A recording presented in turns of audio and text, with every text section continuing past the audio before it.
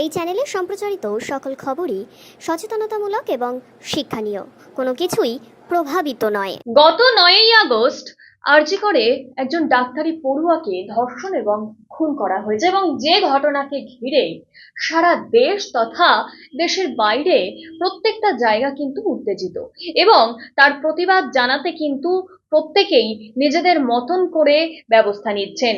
কেউ বা পুজোর অনুদান ফিরিয়ে দিচ্ছেন, তো কেউ বা রাত দখল ভোর দখলে অংশগ্রহণ করছেন, আবার কেউ বা দেখা গিয়েছে যে যারা বাড়ি থেকে বার হতে পারছেন না তারা নিজের বাড়িতে থেকেই কিন্তু নিজেদের মতন করে প্রতিবাদ জানাচ্ছেন এবং সেই ঘটনাকে কেন্দ্র করেই আমরা দেখছি সারা দেশ উত্তাল হয়ে আছে।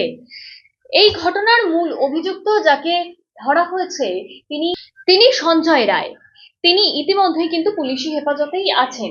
অন্যদিকে প্রত্যেকেরই একটাই দাবি যে এই ঘটনার মাথা যে তাকে ধরা হোক এবং তদন্ত আস্তে আস্তে সেদিকেই এগোচ্ছে।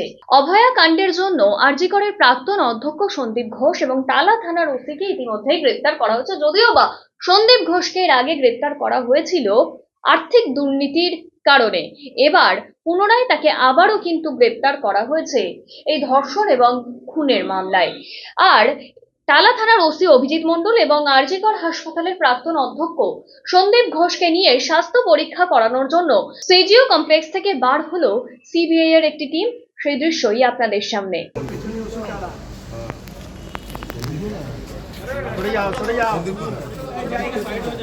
জায়গা ছেড়ে দে ভাই, জায়গা ছেড়ে দে ওদের।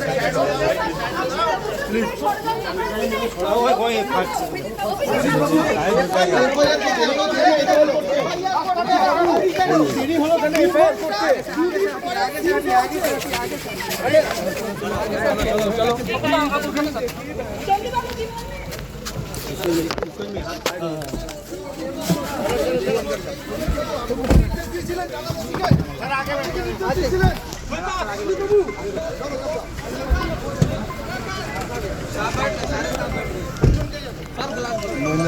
সন্দীপবাবু কিছু বলবেন?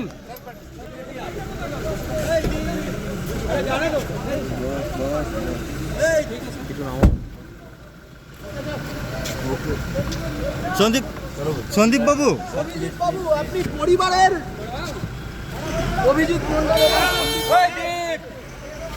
দীপ